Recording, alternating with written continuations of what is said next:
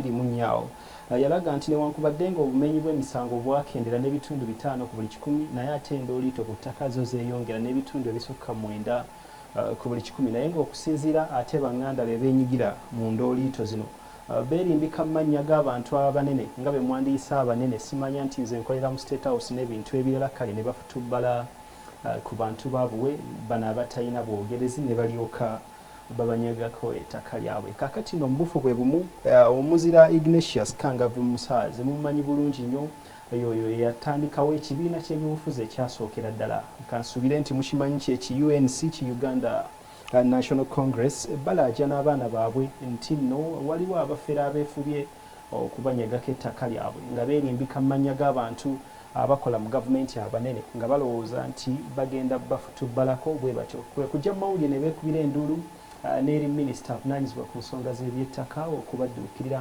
ng'ekiwundu tekinnasamba ddagala katubirabe.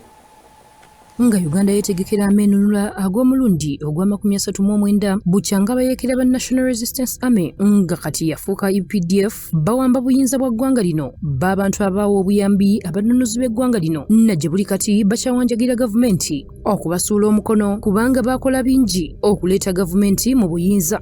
Aho tebabaamu makulu tebabwenkanya Kangave Musaazi gwe baaziika ekololo wano yaweebwa state burial era gwe tusomako mbyawandika mu history ya Uganda nti yali first politician era yalwanira wamu ne Museveni mu lutalo lweta Museveni ate Kurani Makaya ye musajja mwano yatandika okulunda ente n'atuuka ente ezo okuwera n'emitwalo 46 era bwe twali tuli wano Museveni ng'atandika olutalo lino ettaka lwe tuliko efaamu gye twatandikirako yatandikira wamu kwe yalwanira n'ente ezaamuliisa mu lutalo zaava wano ente 7 wano naye ettaka lino twalifunira wamu ne Musaazi Kangave mu 1973.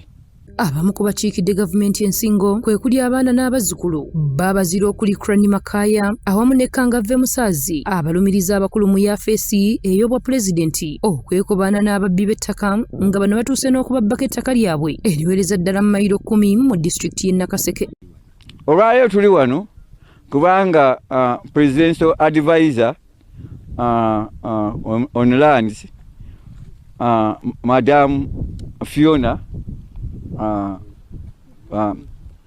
yazze n'atuyimiriza ng'agamba nti ba investor bakiriminga nti bataddeko emitwalo 34 egy'emiti gye talabako nti ate tukubye development zaabwe ekitaliiwo nakatono ne bw'olaba. Bano era bennyamidde olw'engeri gye baayisibwamu omwabuzi wa pulezidenti Fiona Barungi lwe yagenda ku ttaka lye bakaayanira nga tebaaweebwa wadde omukisa okwennyonnyolako nga bannannyini ttaka.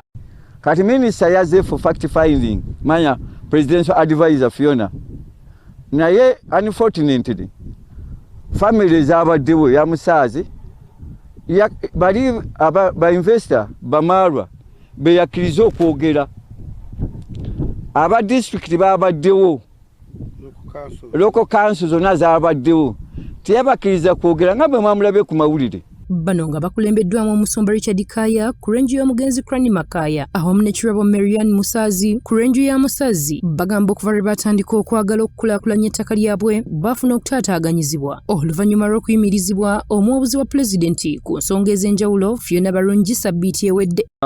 Agamba nti ettaka lirye tumusaba agende mu kooti tagenda mu kooti naye atuleetera simanya order from above tagenze mu kooti nti order from above esazeemu ekyapa kyaffe ekyo tekiriyo mu constitution ya Uganda ng'oli alina orders from above olina omulagirira n'olwekyo obwenkanya bwe tusaba isu zino tuzitadde mu bugundi bazitwale mu buyinza byebyo kale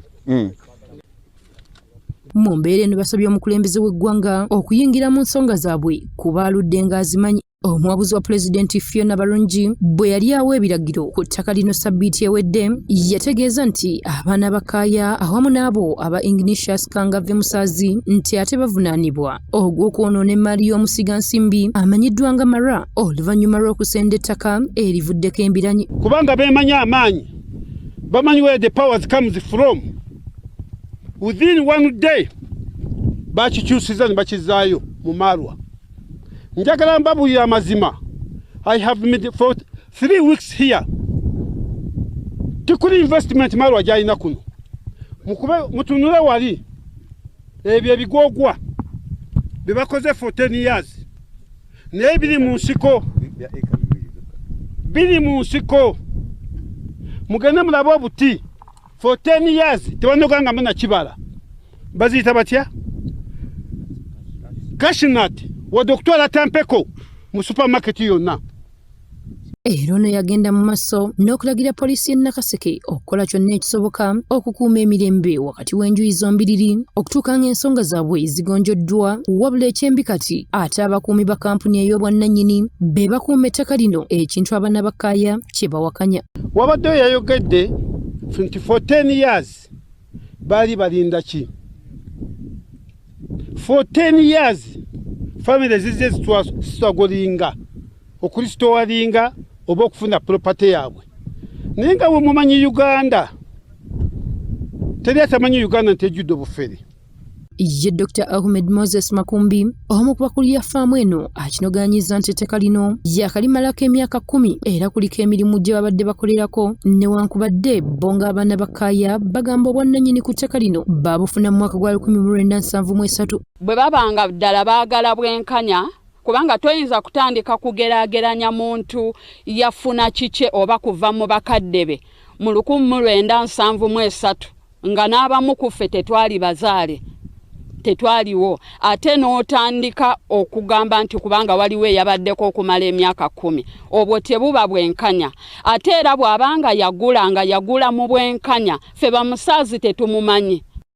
Wabula y'embiranyi ekyeyongera ku bwannannyini bw'ettaka lino okutuuka ng'ensonga z'ettaka lino zimulunguddwa naddala abesiga eddamuzi Naalongo Nakyone Rose, BTM TV Community Report. Katusubire nti no Minister Mbeizo ow'ensonga z'eby'ettaka Dr. Sam Mayanja nga bujja olabika ng'otambula ebitundu by'eggwanga eby'enjawulo okugonjoola ensonga ezo ojja tuuka otaasa abaana b'omugenzi Ignatius Kangave Musaazi omuzira waffe nabo baleme kufutubbalwako ng'ensonga bwe tugize tulaba